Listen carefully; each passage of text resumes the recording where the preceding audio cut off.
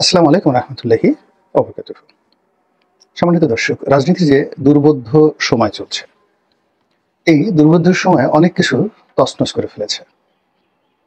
অনেকে কর্মহীন করে ফেলেছে, অনেকে হতাশাগ্রস্ত হয়ে পড়েছেন, অনেকের সংসারে অশান্তি দেখা দিয়েছে এবং রাজনীতির ময়দানের যে অস্থিরতা, সেই অস্থিরতায় অনেক মানুষকে তার যে বেঁচে থাকার আগ্রহ, কর্ম করার আগ্রহ, চিন্তা করার আগ্রহ, এই সব কিছু থেকে তাকে একটা গহীন অরণ্যের এবং অন্ধকারের দিকে নিয়ে যাচ্ছে। আমি এই সমাজের একজন সাধারণ বাসিন্দা। আমিও যেহেতু রাজনৈতিক সচেতন, এই যে অপঘাত, সময়ের অপঘাত, এটি যেন আমাকে আঘাত না করে। এজন্য হয় কি, আমার যে চিন্তা, আমার যে চেতনা, আমার যে কর্ম, এটার মধ্যে যতটা ভ্যারাইটি আনা সম্ভব, বৈচিত্র্য আনা সম্ভব, আমি সেটা চেষ্টা করছি। লেখাপড়া আছে, ইবাদত বন্দেগী আছে, তার সঙ্গে সঙ্গে এই যে কর্মকাণ্ডগুলো করি, তার সঙ্গে যে নাটক, সিনেমা, যাত্রা, তারপরে গান, কবিতা, এই সব কিছুর একটা সমন্বয় করে এই বর্তমান যে দুর্বোধ্যর সময়, এটাকে একটা উপযুক্ত জবাব দেওয়ার জন্য নিজেকে উজ্জীবিত করার চেষ্টা করি। এবং সেই অর্থেই পুরোনো দিনের যে বাংলা সিনেমাগুলো আমাদের দেশে, যেগুলো খুবই একসময় জনপ্রিয় ছিল এবং আগামীতেও জনপ্রিয় হবে, এবং এখনো যদি আপনি দেখেন আপনার মন ভরে যাবে। সেই সিনেমার কাহিনী, তারপর সেখানকার গান, নায়ক নায়িকাদের যে যাকে বলা হয় অভিনয়, সব মিলিয়ে সেগুলোর সঙ্গে রাজনীতির যে সম্পর্ক, সেই সম্পর্কটা একটা সমীকরণ করার চেষ্টা করি এবং কিছুটা হলেও ভালো লাগে। যেমন আজকে যে শিরোনামটি নিয়েছি, এটি গান বিখ্যাত আব্দুল জব্বার, বাংলাদেশের যে অমর শিল্পী আব্দুল জব্বার, তার একটা গান আছে, শত্রু তুমি, বন্ধু তুমি, তুমি আমার সাধনা, তোমার দেয়া আঘাত আমায় দেয় যে মধুর বেদনা। এই এতটুকু শুধু মনে রাখেন গানটি। ছবির নাম হলো অনুরাগ। আর এই সিনেমাতে অভিনয় করেছেন নায়ক হিসেবে রাজ্জাক আর নায়িকা হিসেবে শাবানা।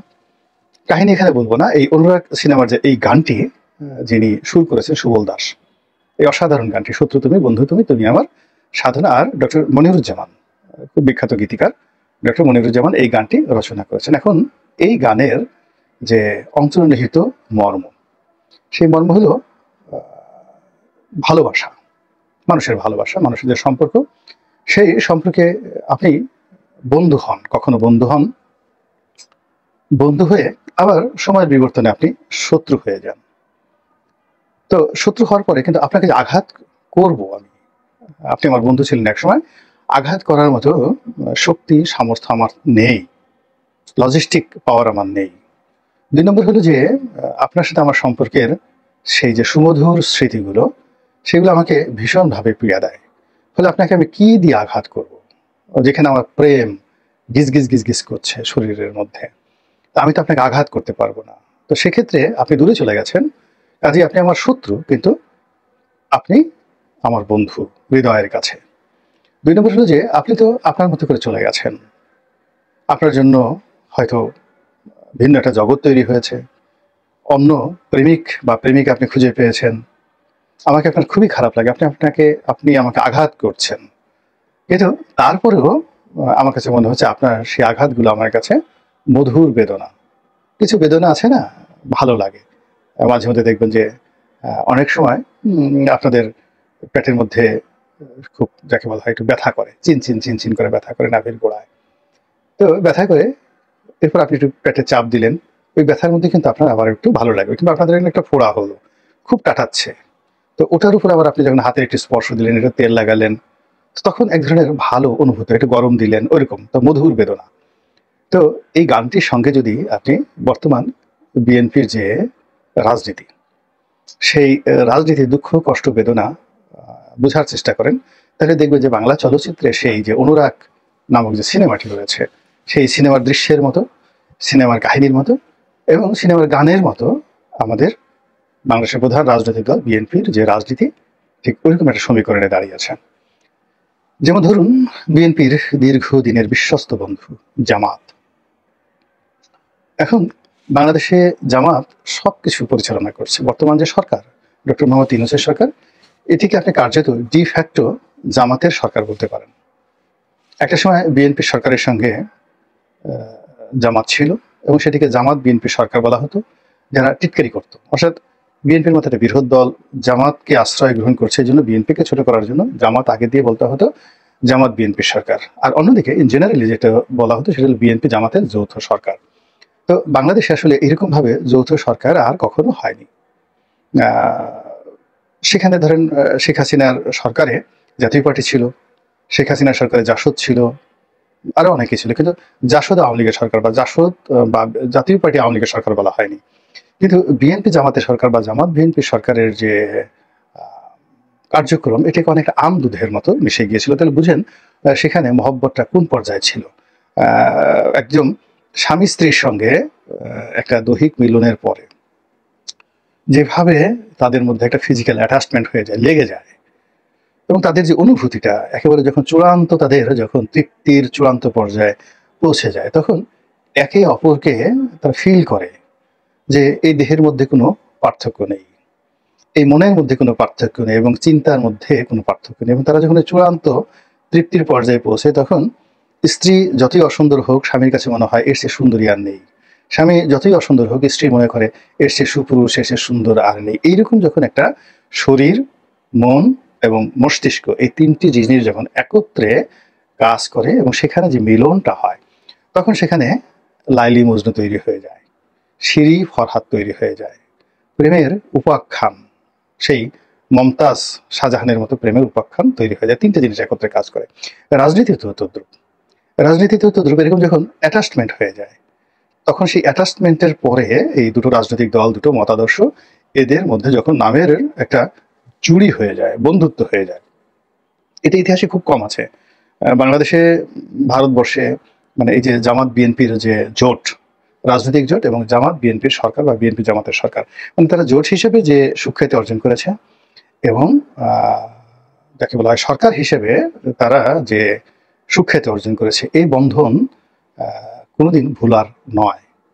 এটা আলাদা করা যায় না, তারা দুটো দেহ একত্র হয়ে গেছে। ফলে কি হলো যে এখন এই যে জামাত এবং বিএনপির মধ্যে যে দূরত্ব, সেই দূরত্বে বিএনপি খুব কষ্ট পাচ্ছে, এবং কষ্ট না পাওয়ার কোনো কারণ নেই। এর কারণ হলো বিএনপি নিজেদেরকে অভিভাবক মনে করেছে, তারপরে শেষে বিএনপি নিজেদেরকে রক্ষাকর্তা মনে করছে, বিএনপি নিজেদেরকে বটবৃক্ষ মনে করেছে, এবং বটবৃক্ষ মনে করে তারা জামাতকে আশ্রয় দিয়েছে, লালন করেছে, পালন করছে, বাড়তে দিয়েছে, বড় হতে দিয়েছে এবং বংশ বিস্তার করার সুযোগ দিয়েছে, যেটাকে প্ল্যান্টেশন বলা হয় বা ব্রিডিং বলা হয়। তো সেই কাজ করে করে জামাত এখন এমন একটা পর্যায়ে চলে এসেছে, তারা সরাসরি বিএনপিকে চ্যালেঞ্জের মধ্যে ফেলে দিয়েছে, এবং এখানে অনেকটা সোহরাব রুস্তমের মতো ঘটনা ঘটেছে। অর্থাৎ রুস্তম পিতা, আর সোহরাব সেই যে পুত্র, মহাবীর। এখন পুত্র তো জানে না যে রুস্তম তার পিতা, শুধু নাম জানে রুস্তম, কিন্তু তাকে চেনে না। কিন্তু সোহরাব না, সোহরাব রুস্তম তার কেউ কাউকে চিনে না, জানে না, কিন্তু একে অপরের নাম শুনেছে, একে অপরের নাম শুনেছে। তো পুত্র জানে যে তার পিতা রুস্তম, আর সোহরাব জানে, মানে জানে যে তার পিতা রুস্তম, কিন্তু রুস্তম জানে না যে তার পিতা সোহরাব। তো এইটা খুব একটা বিয়োগাত্মক, মানে পারস্য সাহিত্যের সেই সোহরাব রুস্তম যে গল্পটি, খুবই বিয়োগাত্মক ঘটনা। তো তদ্রূপ এই সোহরাব রুস্তমের মধ্যে যে যুদ্ধটি, পিতা পুত্রের মধ্যে সম্পর্কের যে বিয়োগাত্মক এবং নির্মম বাস্তবতা, ঠিক ওইরকম একটা বাস্তবতা এখন তৈরি হয়ে গেছে। বিএনপি খুব মায়াভরা দৃষ্টিতে জামাতের দিকে তাকাচ্ছে, যে সেই যে 1975 সন থেকে, নভেম্বর মাস থেকে এত মধুর সম্পর্ক, এত সুন্দর সম্পর্ক, সেই সম্পর্ক হঠাৎ এরকম হলো কেন? এই সম্পর্ক নষ্ট হওয়ার কারণ কি? এর মধ্যে ভিলেন কারা? এবং জামাত কেন বিএনপিকে এইভাবে ছেড়ে যাচ্ছে?